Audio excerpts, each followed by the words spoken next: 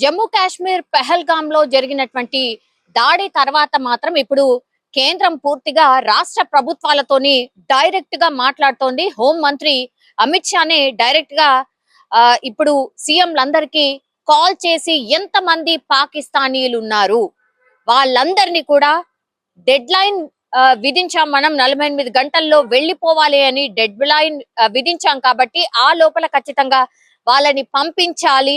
వాళ్ళు ఎవరెవరు ఎక్కడెక్కడ ఉన్నారు అనేది కూడా పూర్తి స్థాయిలో తెలుసుకొని వాళ్ళని పంపించాల్సిందే, మన దేశంలో ఉండడానికి వీల్లేదు అనేటువంటిది డైరెక్ట్ గానే అమిత్ షా అందరి రాష్ట్రాల సీఎంలతోని మాట్లాడి చెప్పినటువంటి సిచ్యువేషన్. ఇప్పుడు హైదరాబాద్ లో అట్లాగే తెలంగాణలో మరి పాకిస్తానీలు ఎంతమంది ఉన్నారు అనే లెక్క తెలుసుకునే ప్రయత్నం చేసినప్పుడు ఇన్ఫర్మేషన్ ప్రకారం అయితే 208 మంది పాకిస్తానీలు ప్రస్తుతం అయితే మన హైదరాబాద్ లో ఉంటున్నట్టుగా పూర్తిగా నిఘా వర్గాలు చెప్పినటువంటి పరిస్థితి అయితే కనిపిస్తోంది.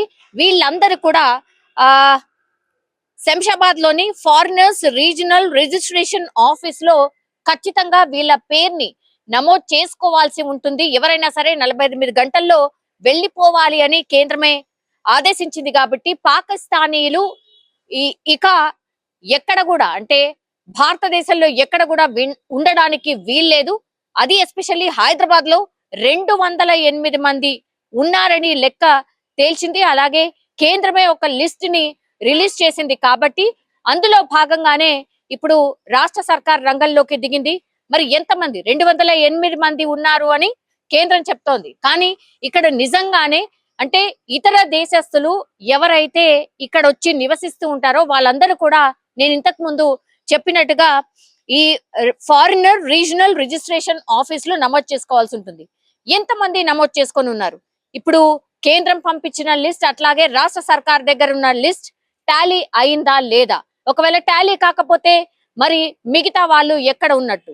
ఇప్పుడు ఈ ఫారినర్స్ అంటే ఎనీ కంట్రీ నుంచి వచ్చిన వాళ్ళందరైనా సరే ఖచ్చితంగా రిజిస్ట్రేషన్ చేసుకోవాల్సి ఉంటుంది. అంటే సౌత్ ఆఫ్రికా అనుకోండి, పాలస్తీనీలు అనుకోండి, బంగ్లాదేశ్ వాళ్ళు అనుకోండి, ఎక్కడి నుంచి వచ్చినా సరే వాళ్ళందరూ కూడా ఈ ఫారిన్ రీజనల్ ఆఫీస్ లో రిజిస్ట్రేషన్ చేసుకోవాల్సి ఉంటుంది. మరి ఎంతమంది ఇట్లా రిజిస్ట్రేషన్ చేసుకొని ఉంటున్నారు?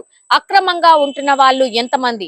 పూర్తిగా లెక్క తేల్చాల్సిందిగా ఇప్పుడు కేంద్రం ఒక రకంగా ఆదేశాలైతే జారీ చేసిన సిచ్యువేషన్. యాక్చువల్లీ పాకిస్తానీలు ఇక్కడ ఉండొద్దు, పాకిస్తానీల లిస్ట్ మా దగ్గర ఉంది, మేము పంపిస్తున్నాం. అది కాకుండా అడిషనల్ గా ఇంకా ఎంతమంది ఉంటున్నారు ఏంది అనేది తేల్చాల్సింది. అట్లాగే 48 గంటలు మేము ఒక డెడ్ లైన్ పెట్టాం. సో మీరు కూడా ఆ 48 గంటల్లో పూర్తి స్థాయిలో పాకిస్తానీలు ఎవరైతే తెలంగాణలో ఉంటున్నారో వాళ్ళందరినీ కూడా రేపటి లోపు పంపించాల్సిందే అంటూ హోంమంత్రి అమిత్ షానే డైరెక్ట్ గా మాట్లాడినటువంటి సిచ్యువేషన్. సో స్ట్రిక్ట్ గా ఇది ఇంప్లిమెంట్ కాబోతోందని ఒక మెసేజ్ అయితే పంపించింది. పాకిస్తానీలు ఏ మాత్రం కూడా స్పేర్ చేసే అవకాశం లేదని డైరెక్ట్ గానే మెసేజ్ ఇచ్చిన సిచ్యువేషన్ అయితే కనిపిస్తోంది. సో ఈ నేపథ్యంలోనే ఇప్పుడు కేంద్రం ఆదేశాలతోని రాష్ట్ర సర్కార్ కూడా రంగంలోకి దిగినటువంటి పరిస్థితి.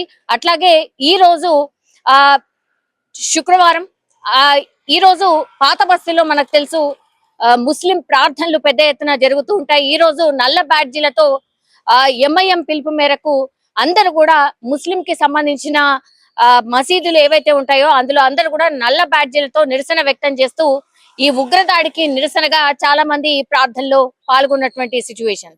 సో ఇవన్నీ కదలికలు చూసినప్పుడు మాత్రం కేంద్రం చాలా స్ట్రిక్ట్ గా వ్యవహరిస్తోంది. అట్లాగే రాష్ట్ర ప్రభుత్వాలు ఎక్కడ ఎవరున్నా సరే వాళ్ళందరితోని డైరెక్ట్ గానే మాట్లాడి ఏ పాకిస్తానీలు కూడా ఇక్కడ ఒక్క పర్సన్ ని కూడా ఉండడానికి వీల్లేదు.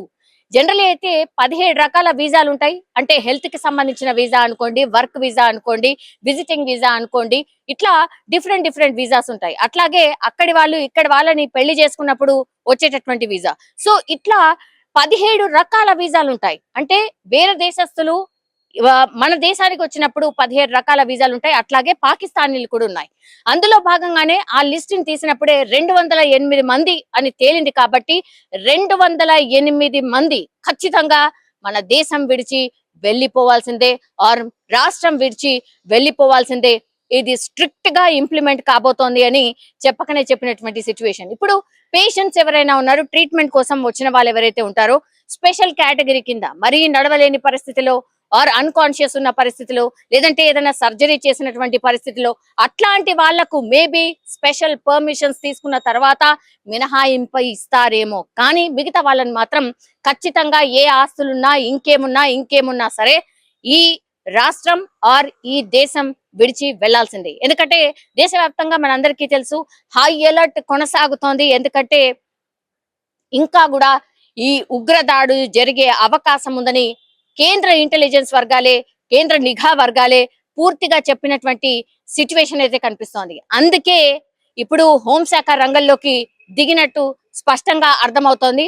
సో ఉగ్రదాడి జరిగే అవకాశం, ఇంకో పెద్ద ఉగ్రదాడి జరిగే అవకాశం ఉందంటూ ఇంటెలిజెన్స్ వర్గాలే స్పష్టంగా చెప్తున్నటువంటి పరిస్థితి కనిపిస్తుంది. అందులో భాగంగానే ఈ గ్రౌండ్ వర్క్ అంతా స్టార్ట్ అయిపోయింది.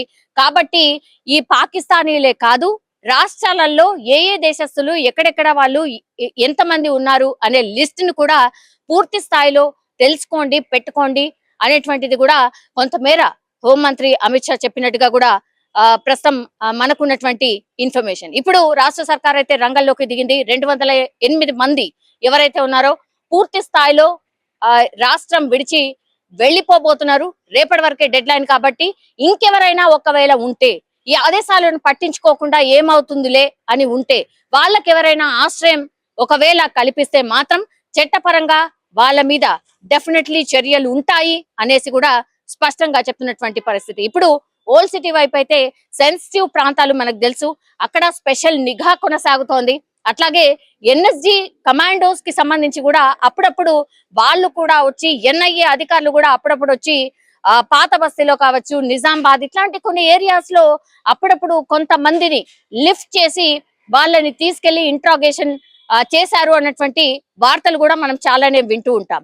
సో ఇవన్నిటిని దాటుకొని ఈ రోజు ఏకంగా ఇవన్నీ ఏమీ లేకుండానే డైరెక్ట్ గానే కేంద్రమే చెప్తోంది పాకిస్తానీ అని ఉంటే చాలు వాళ్ళందరినీ కూడా పంపించాల్సిందే. దానికి సంబంధించే పూర్తి స్థాయిలో గ్రౌండ్ లెవెల్లో కసరత్తు అయితే జరుగుతోంది. జమ్మూ కాశ్మీర్ నందు జరిగిన ఉగ్ర దాడిలో 26 మంది ప్రాణాలు కోల్పోయారు. అందుకు నిరసనగా ప్రాణం ఎవరిదైనా ప్రాణమే అని భావించి మేము ఈ ర్యాలీ తీయడం జరిగింది ఎంహెచ్పిఎస్ ఆధ్వర్యంలో.